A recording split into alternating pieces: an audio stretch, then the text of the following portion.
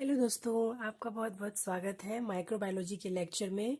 और बहुत ही आसान भाषा में हैंडमेड नोट्स के थ्रू आपको जो है इजी लैंग्वेज में मैं टॉपिक क्लियर करने जा रही हूँ, जिस टॉपिक का नाम है एंटीजन। आगे जाके हम एंटीजन के बाद एंटीबॉडी भी पढ़ेंगे और उसके बाद एंटीजन एंटीबॉडी का रिएक्शन क्या होता है वो भी हम पढ़ेंगे। तो सबसे पहले हम बात करेंगे एंटीजन के बारे में।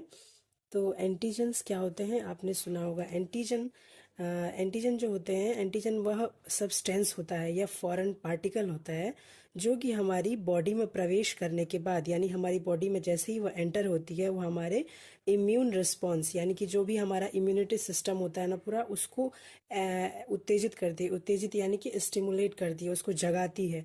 तो जिसके फलस्वरूप हमारे बॉडी में उस एंटीजन के अगेंस्ट एंटीबॉडी का निर्माण होता है। ठीक है। और एंटीजन कुछ भी हो सकता है, जैसे कि बैक्टीरिया, वायरस या कोई भी नई प्रकार की बीमारी के जो पॉजिटिव एजेंट्स होते हैं वो सारे एंटीजन ही कहलाएंगे। ठीक है। जो भी ऐसी चीज़ जो हमें नुकसान पहुंचाने के लिए हमारी बॉडी में एंटर हुई है वो सब एंटीजन कहलाएंगे। और एंटीजन का जो नेचर होता है वो प्रोटीन नेचर का होता है बेसिकली। और ये जैसे ही हमारी बॉडी में जाता है, हमारे इम्यून रिस्पॉन्स जो है इसके अगेंस्ट में एक्टिवेट होता है और उसके फलस्वरूप एंटीबॉडी बनाता है। क्यों? क्योंकि हमारी बॉडी की इस जो भी XYZ एंटीजन हमारे बॉडी में गया है उसके अगेंस्ट एंटीबॉडी बनाएगा और उसको एंटीजन को डिस्ट्रॉय करने की कोशिश करेगा। तो अगर ये डिस्ट्रॉय हो जाती है, अगर हमारी इम्यूनिटी स्ट्रांग है तो ये डिस्ट्रॉय हो जाएगी एंटीजन। और अगर हम वीक हैं या फिर एंटीजन कोई बहुत ही ज़्यादा है, मतलब नुकसानदायक है या बहुत ही ताकतवर है, तो फिर हम बीमार हो जाते हैं। उसके लिए ऊपर से जो हमें लेनी पड़ती है उसको डिस्ट्रॉय करने के लिए मेडिसिन। तो ये एंटीजन कितनी प्रकार की होती है? एंटीजन जो है स्ट्रक्चर के बेस पे एंटीजन दो प्रकार की होती है। एक होता है कंप्लीट एंटीजन, एक होता है हैप्टेंस यानी इनकम्प्लीट एंटीजन। कंप्लीट एंटीजन कौन से होते हैं? कंप्लीट एंटीजन अपने आप में एंटीबॉडी का निर्माण कर सकता है, यानी कंप्लीट एंटीजन जो है वो पूरी तरीके से स्ट्रक्चर उसका कंप्लीट होता है और वह हमारे बॉडी में जाने के बाद या कहीं भी जाने के बाद जो है अपने अगेंस्ट में एंटीबॉडी को प्रोड्यूस करने की क्षमता को रखता है और रिएक्शन भी करता है। ठीक है, बराबर में लड़ता है। एंटीजन जो है, कंप्लीट एंटीजन जो है एंटीबॉडी के साथ बराबर में लड़ने की क्षमता को रखता है। और ये स्ट्रक्चर जो है इसका पूरी तरीके से कंप्लीट होता है, किसी भी चीज़ पे डिपेंडेंट नहीं होता है। तो ऐसे एंटीजन को हम कंप्लीट एंटीजन बोलते हैं। दूसरा वाला आता है एक इनकम्प्लीट एंटीजन। इनकम्प्लीट एंटीजन को हम हैप्टेंस भी कहते हैं। हैप्टेंस जो है वह सब्सटेंस होता है जो एंटीबॉडी का निर्माण करने में सक्षम नहीं होता है, यानी इसे अकेले अगर बोला जाए, एंटीजन का वह पार्ट जो है, अगर इसे अकेले बोला जाए कि एंटीबॉडी का निर्माण करना है या उसे स्टिमुलेट करना है, तो यह उससे पॉसिबल नहीं है। वह एंटीबॉडी को इंड्यूस करने में या प्रोड्यूस करने में सक्षम नहीं है। तो कब सक्षम है? हैप्टेंस जो है वो कैरियर प्रोटीन के साथ जब जुड़ जाते हैं तो ये स्ट्रक्चरली स्ट्रांग हो जाते हैं और तब यह सक्षम होते हैं एंटीबॉडी को प्रोड्यूस करने, यानी तब यह कंप्लीट एंटीजन्स बन जाते हैं। तो ये देखिए, ये है कैरियर प्रोटीन्स और ये है हैप्टेंस। हैप्टेंस जो है एक प्रकार का अपने आप में इनकम्प्लीट एंटीजन है। जब यह प्रोटीन के साथ जुड़ जाएगा तब यह इनका बॉन्ड और स्ट्रांग हो जाएगा और यह कंप्लीट एंटीजन का निर्माण करता है। और ऐसा कंप्लीट एंटीजन हमारी बॉडी के इम्यून रिस्पॉन्स को स्टिमुलेट करने में सक्षम होता है। ठीक है। हैप्टेंस दो प्रकार के होते हैं, कॉम्प्लेक्स हैप्टेंस और सिंपल हैप्टेंस। ठीक है। कॉम्प्लेक्स हैप्टेंस वो होते हैं जो कि स्पेसिफिक एंटीबॉडी के साथ ही कंबाइंड होता है और उसके बाद प्रेसिपिटेट का निर्माण करता है। प्रेसिपिटेट आपने सुना होगा, जो एंटीजन एंटीबॉडी का रिएक्शन होता है उसके बाद कुछ नीचे पार्टिकल्स दिखते हैं, उसे ये नीचे बैठ जाते हैं, उसे हम प्रेसिपिटेट बोलते हैं। तो कॉम्प्लेक्स बनाता है, इसलिए इसका नाम ही कॉम्प्लेक्स है। कॉम्प्लेक्स हैप्टेंस, कॉम्प्लेक्स एंटीजन्स ऐसे हैप्टेंस होते हैं, ऐसी प्रकार के एंटीजन्स होते हैं जो कि एंटीबॉडी के साथ कंबाइंड होने के बाद प्रेसिपिटेट का निर्माण करता है। ठीक है। जैसे कि यह पाया जाता है नीमोकोकाई के उसमें कैप्सूल में। ठीक है। और इसका जो अगर रिएक्शन होता है तो प्रेसिपिटेट का फॉर्म करता है। कॉम्प्लेक्स हैप्टेंस जो है नीमोकोकाई बैक्टीरिया के कैप्सूल में प्रेजेंट होता है। और दूसरा वाला आता है आपका सिंपल हैप्टेंस। सिंपल हैप्टेंस वो हैप्टेंस होते हैं जो कि स्पेसिफिक एंटीबॉडी के साथ कंबाइंड तो करता है परंतु प्रेसिपिटेट का निर्माण नहीं करता है। ठीक है। तो कॉम्प्लेक्स हैप्टेंस वो होते हैं जो कि एंटीबॉडी के साथ रिएक्शन भी करते हैं और कॉम्प्लेक्स भी बनाते हैं। तो एग्जाम्पल के लिए नीमोकोकाई की सेल वॉल में प्रेजेंट एंटीजेंस जो होते हैं वो कॉम्प्लेक्स हैप्टेंस के प्रकार हैं। ठीक है, और सिंपल हैप्टेंस वो होते हैं जो कि रिएक्शन करने में सक्षम नहीं है और ना ही प्रेसिपिटेट को बनाने में सक्षम है। ठीक है, ये एकदम सिंपल होते हैं।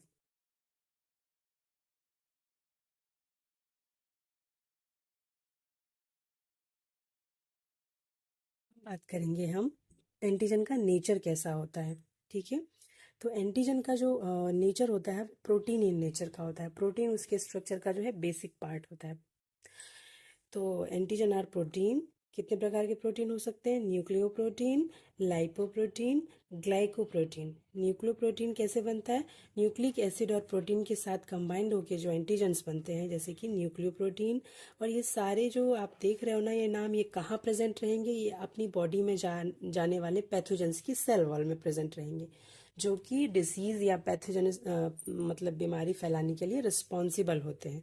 तो उसमें जो ये चीज़ प्रेजेंट रहती है ना, यही उसका मेन मतलब पार्ट रहता है पैथोजेंस का। Protein, lipoprotein, glycoprotein. Nucleic acid के साथ जो प्रोटीन जुड़ता है तो उसे हम न्यूक्लियोप्रोटीन कहते हैं।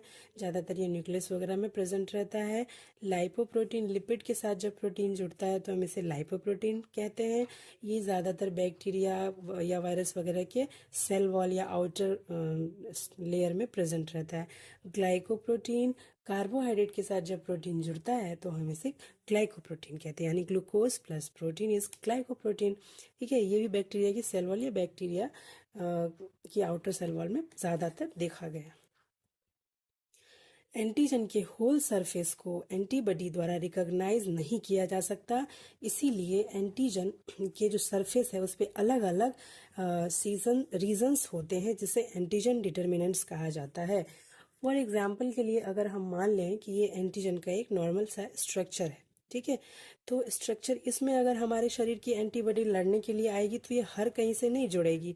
ये एंटीजन के स्ट्रक्चर में प्रोमिनेंट एक साइट बनाई गई है जहाँ केवल वहीं से हमारे बॉडी की एंटीबॉडी जाके वहाँ जुड़ेगी और उससे लड़ेगी और रिएक्शन करेगी, जो भी करेगी।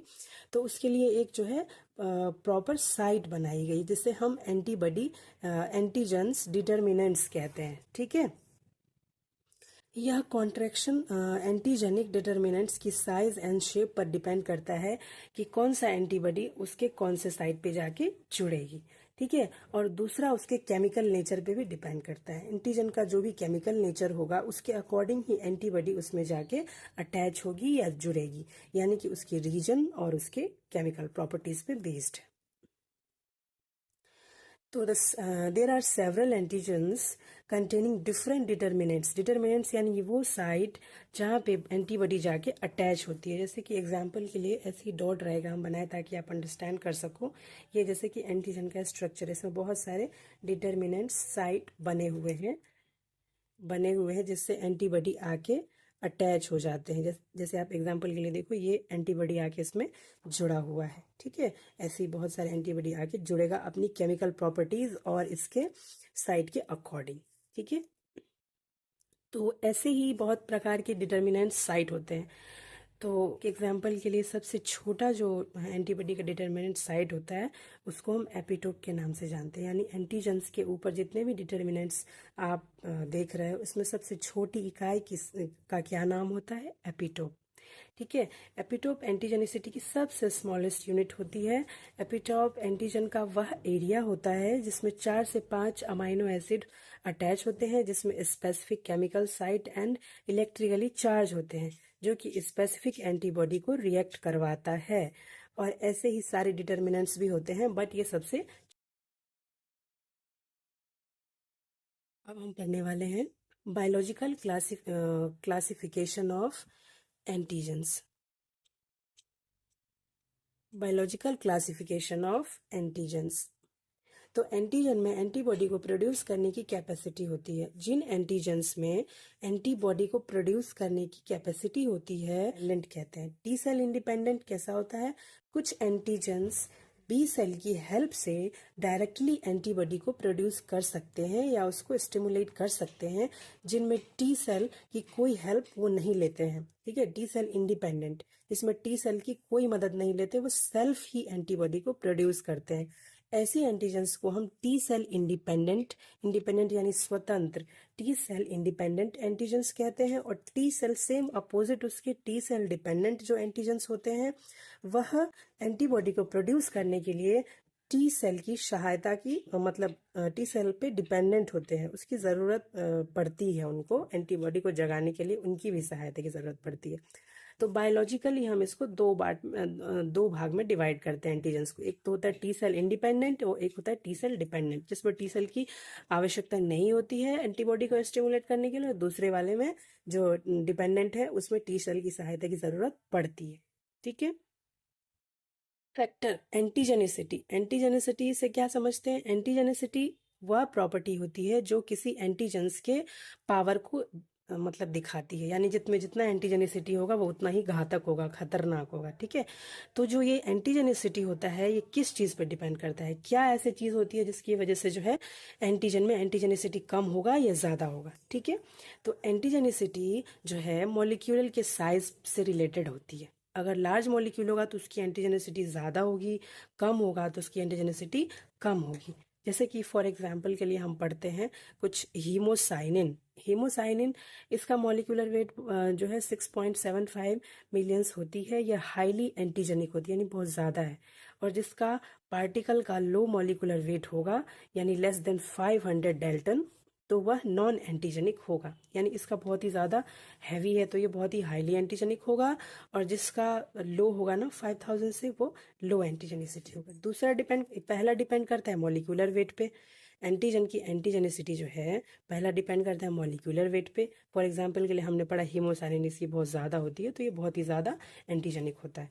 दूसरा है किस पे डिपेंड करेगा? केमिकल नेचर, एंटीजन के केमिकल नेचर पे। जैसे कि बहुत सारे प्राकृतिक रूप में एंटीजन में प्रोटीन पॉलीसेकेराइड होता है और यह एंटीजन से ज़्यादा एंटीजेनिक होता है।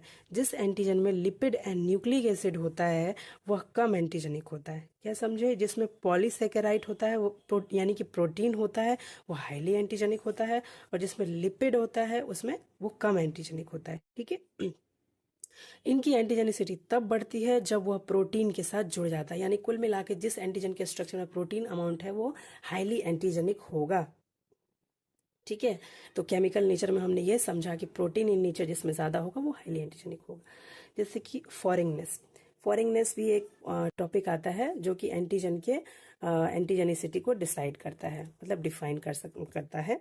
तो फॉरिंगनेस में हम क्या पढ़ते हैं कि ये दिख नहीं रहा है, जो एंटीजन फॉरेन होता है वही इम्यून रिस्पॉन्स को इंड्यूस करता है। फॉरेन यानी बाहरी एंटीजन, हमारे बॉडी में भी एंटीजन होते हैं ना, तो जो बाहर से जो एंटीजन आ रहे हैं वो कैसा है, क्या है, तो उस हिसाब से वो इम्यून रिस्पॉन्स को किस हिसाब से जगा रहा है उसके अकॉर्डिंग भी इसकी एंटीजेनिसिटी डिपेंड करती है, यानी फॉरिंगनेस। ठीक है। जो एंटीजन ओरली लिए जाते हैं वह डाइजेस्टिव एंजाइम द्वारा हाइड्रोलाइज कर दिए जाते हैं, जिस कारण से उनकी एंटीजेनिसिटी नष्ट हो जाती है और वह एंटीबॉडी का निर्माण करने में सक्षम नहीं रहते। जैसे कि आप कोई एंटीजन ओरली खा रहे हो तो उस जो हमारी जब वो हमारी बॉडी में जाएगी तो डाइजेस्टिव एंजाइम्स जो आपके रहते हैं ना वो उसको ब्रेक डाउन कर देगी। यानी कि बाहरी एंटीजन आप ले रहे हो तो उसको हमारी बॉडी पहुंचने के बाद कैसा रिएक्ट कर रही है उसके अकॉर्डिंग उसकी एंटीजेनिसिटी डिफाइन होगी। अगर हमारी बॉडी में एंटीजन गया तो है लेकिन उसको हाइड्रोलाइज एंजाइम द्वारा तोड़ दिया गया, तब तो उसमें कोई भी एंटीजेनिसिटी बची नहीं, नष्ट हो गई। तो ऐसे में वह किसी भी प्रकार के एंटीबॉडी को प्रोड्यूस करने में सक्षम नहीं होगी। तो ठीक है, फॉरिंगनेस। लेकिन जब इसे पेनेट्रल दिया जाता है यानी कि इंजेक्शन या फिर आपके इंट्रा वीनस वगैरह दिया जाता है इंट्रा रूट से, तो यह ब्रेक डाउन नहीं होता और एंटीबॉडी का निर्माण करने में सक्षम होता है। इसके एग्जाम्पल के लिए आप ले सकते हो जैसे कि वैक्सीन वगैरह लगवाते हैं, इनएक्टिवेट करके आपकी बॉडी में डाला जाता है तो यह नष्ट नहीं होता, जैसा डाला जाता है वैसा ही रहता है इनएक्टिवेटेड। इसका स्ट्रक्चर बचा रहता है, टूटता नहीं है। इसी वजह से जो है यह हमारे बॉडी में पहुंचने के बाद इम्यून रिस्पॉन्स को स्टिमुलेट करता है, जिसकी वजह से हमारी बॉडी में एंटीबॉडी का निर्माण होता है और फर्दर जो डिजीज की आपने वैक्सीन लिए हैं उसकी रक्षा के लिए एंटीबॉडी प्रोड्यूस हो जाती है। तो ये था ऑल अबाउट एंटीजन, थोड़ा बेसिक जो कि आप एग्जाम वगैरह की पर्पस के हिसाब से पढ़ सकते हो आसान लैंग्वेज में। इसको बहुत लेंदी चाहती तो मैं पढ़ा सकती थी लेकिन मैंने बेसिक नोट्स का यूज़ किया है जिससे मैंने खुद पढ़ा है ताकि आपको आसानी से समझ में आ जाए, मेरा यही मोटिव है। तो इसको हम एक बार और रिवाइज करते हैं। जिससे आपके दिमाग में ये चीज़ बैठ जाए। एंटीजन क्या होते हैं? एंटीजन पहले से हमारी बॉडी में भी रहते हैं कुछ, है ना, और कुछ एंटीजन्स जो है हमारी बॉडी के बाहर से भी आते हैं। लेकिन जो भी एंटीजन हो उसका प्रॉपर्टी, एंटीजन वह सब्सटेंस होता है जो हमारी बॉडी में प्रवेश करने के बाद हमारे इम्यून रिस्पॉन्स, यानी कि जो हमारी रोग प्रतिरोधक क्षमता होती है उसको स्टिमुलेट करने में सक्षम हो, और हमारे बॉडी में एंटीबॉडी का निर्माण करने में सक्षम हो, तो इसे हम एंटीजन कहते हैं। और उस एंटीबॉडी से रिएक्शन भी करेंगे, और उसको हम अगर लैब में देखना चाहें तो ये प्रत्यक्ष रूप से दिखाई भी देता है टेस्टिंग के थ्रू। फॉर एग्जांपल एलाइजा वगैरह, बहुत सारे और भी टेस्ट लगते हैं, CFT वगैरह है तो, ठीक है। Types of antigens. Antigen commonly दो टाइप के होते हैं, एक होता है कंप्लीट एंटीजन, एक होता है इनकम्प्लीट एंटीजन। इनकम्प्लीट एंटीजन्स को हम हेप्टन्स के नाम से भी जानते हैं, ठीक है। हेप्टन्स, कंप्लीट एंटीजन क्या होता है? कंप्लीट एंटीजन का स्ट्रक्चर किसी भी प्रकार से इनकम्प्लीट नहीं होता, वो प्रोटीन के साथ जुड़ा हुआ रहता है और उसकी पूरी कैपेसिटी रहती है एंटीबॉडी को प्रोड्यूस करने की। सेम जो है हेप्टन्स क्या होते हैं? हेप्टन्स क्या होते हैं? इनकम्प्लीट एंटीजन्स होते हैं, इसमें प्रोटीन का जो पार्ट रहता है वो गायब रहता है, ठीक है। तो बिना प्रोटीन का जो एंटीजन होता है उसे हम हेप्टेंस कहते हैं, और ये किसी काम का नहीं, काम का इन द सेंस की प्रेजेंस तो है लेकिन एंटीबॉडी को प्रोड्यूस करने में सक्षम नहीं रहता है। लेकिन जब इसमें प्रोटीन जुड़ जाता है तो ये कंप्लीट हो जाता है, तो ये काम प्रॉपर करता है। हेप्टेंस दो प्रकार के होते हैं, कॉम्प्लेक्स और सिंपल। कॉम्प्लेक्स हेप्टेंस हमने पढ़ा था वो होते हैं जो कि रिएक्शन के बाद प्रेसिपिटेट का निर्माण करते हैं। फॉर एग्जांपल के लिए ये किस में प्रेजेंट होते हैं? न्यूमोकोकाई बैक्टीरिया के सेल वॉल में, ठीक है, और ये रिएक्शन में प्रेसिपिटेट्स शो करता है। सिंपल हेप्टेंस वो होते हैं जो कि प्रेसिपिटेट का निर्माण भी नहीं करते और ना ही किसी प्रकार का रिएक्शन करते हैं, एकदम सिंपल और प्लेन होते हैं। उसके बाद हमने पढ़ा कि नेचर्स ऑफ एंटीजन। एंटीजन का नेचर कैसा होता है? एंटीजन का नेचर प्रोटीन नेचर का होता है, ठीक है। और ये प्रोटीन किन किन चीज़ों से मिल सकता है? Nucleoprotein, lipoprotein, glycoprotein. Nucleic acid के साथ मिले तो प्रोटीन, मिले तो न्यूक्लियोप्रोटीन। लिपिड के साथ मिले तो लाइपोप्रोटीन। ग्लूकोज के साथ मिले यानी कार्बोहाइड्रेट के साथ मिले तो ग्लाइकोप्रोटीन। और अगर आप इनमें से प्रोटीन को हटा देते हैं, केवल यही रहता है, तो ये बिल्कुल भी एंटीजन की पावर को कम कर देती है। अगर प्रोटीन इसके साथ जुड़ जाए तो हमने पढ़ा था ना, कंप्लीट हो जाता है, तो इसकी पावर, मतलब एंटीजेनेसिटी जो है, इसकी रोग प्रोड्यूस करने की जो क्षमता है या घातक जो है, ये बहुत ज़्यादा हो जाता है। एंटीजन के पूरे सरफेस में, साथ ही हमने पढ़ा था कि जो एंटीजन एंटीबॉडी का जब रिएक्शन होता है तो एंटीजन के पूरे सरफेस में कहीं भी एंटीबॉडी आके नहीं जुड़ती है, उसमें कुछ प्रॉपर डिटर्मिनेंट साइट होते हैं और इन सब के अलग अलग नाम भी होते हैं। तो ऐसे साइट पे जहाँ केमिकली मिलते हैं एंटीबॉडीज, जहाँ प्रॉपर उनको केमिकल स्ट्रक्चर मिलता है, मैच होता है, वहीं आके ये मिलते हैं। ऐसी एपिटोप, ये सबसे स्मॉलेस्ट डिटर्मिनेंट्स होते हैं एंटीजेंस के, जो कि 4 से 5 अमाइनो एसिड से मिलके बने होते हैं, ठीक है। और सेम इसका भी वही काम रहता है, एंटीबॉडी को रिएक्ट करवाना और बॉडी में एंटीबॉडी को प्रोड्यूस करना और उससे रिएक्ट करवाना। उसके बाद हमने पढ़ा था biologically classification of antigen. Biologically antigen दो प्रकार के होते हैं, टी सेल डिपेंडेंट और टी सेल इंडिपेंडेंट। डिपेंडेंट और इंडिपेंडेंट का मतलब आपको साफ ही समझ में आ रहा होगा। इंडिपेंडेंट का मतलब होता है जो कि डिपेंडेंट ना हो, यानी स्वतंत्र हो। जो एंटीजन स्वतंत्र अपने ही पावर से एंटीबॉडी को प्रोड्यूस कर सकते हैं और उससे रिएक्शन भी कर सकते हैं, तो उसे हम टी सेल इंडिपेंडेंट एंटीजन्स कहते हैं। सेम एज कुछ एंटीजन्स ऐसे भी होते हैं जिनको एंटीबॉडी को बॉडी में प्रोड्यूस करने के लिए टी सेल की जरूरत पड़ती है, तो इसे हम टी सेल डिपेंडेंट एंटीजन कहते हैं। ये है बायोलॉजिकल क्लासिफिकेशन ऑफ एंटीजन, ठीक है। फैक्टर ऑफ एंटीजेनिसिटी, यानी एंटीजन की जो पावर होती है उसको हम एंटीजेनिसिटी बोलते हैं। ये एंटीजेनिसिटी किन किन बातों पर डिपेंड करती है? तो सबसे पहला आपका आता है मॉलिक्यूलर वेट, यानी जितना ज़्यादा मॉलिक्यूलर वेट होगा उस चीज़ का उतना ज़्यादा एंटीजेनिसिटी होगा, यानी उसमें पावर उतनी ज़्यादा होगी, और जिसका कम होगा उसमें उतनी कम होगी। दूसरा है केमिकल नेचर की, जो केमिकल नेचर है वो कैसा है, यानी जो एंटीजन का स्ट्रक्चर है उसमें प्रोटीन प्रेजेंट है कि नहीं है। अगर प्रोटीन प्रेजेंट नहीं है, केवल पॉलीसेकेराइड है या ग्लाइकोज जैसा कि ग्लूकोज वगैरह है, तो उसमें एंटीजेनिसिटी यानी पावर उतनी ज़्यादा नहीं होगी। अगर इसमें प्रोटीन आगे जुड़ जाता है तो ये हाईली एंटीजेनिक हो जाएगी, ठीक है। फॉरिंगनेस, यानी बाहरी डिपेंड करता है कि बाहर से हम एंटीजन कैसे ले रहे हैं। अगर वो ओरली ले रहे हैं तो इसकी एंटीजेनिसिटी कम होगी, क्योंकि ये डाइजेस्टिव एंजाइम के द्वारा ब्रेक डाउन कर दी जाएगी, है ना। तो और अगर हम पेरेंट्रल ले रहे हैं तो इसकी एंटीजेनिसिटी ज़्यादा होगी और ये एंटीबॉडी को भी प्रोड्यूस करेगी। तो डिपेंड करता है कि फॉरिंगनेस पे भी डिपेंड करता है कि इसको किस तरीके से लिया जा रहा है। तो ये था all about antigen. I hope आपको ये चीज़ समझ में आई होगी। अगर समझ में आई होगी तो हमें कमेंट करके ज़रूर बताइएगा, ताकि मोटिवेशन मिले और मैं आगे ऐसे इजी लेक्चर्स और बनाऊँ आप लोगों के लिए। नेक्स्ट सेशन में हम पढ़ेंगे एंटीबॉडी। Thank you.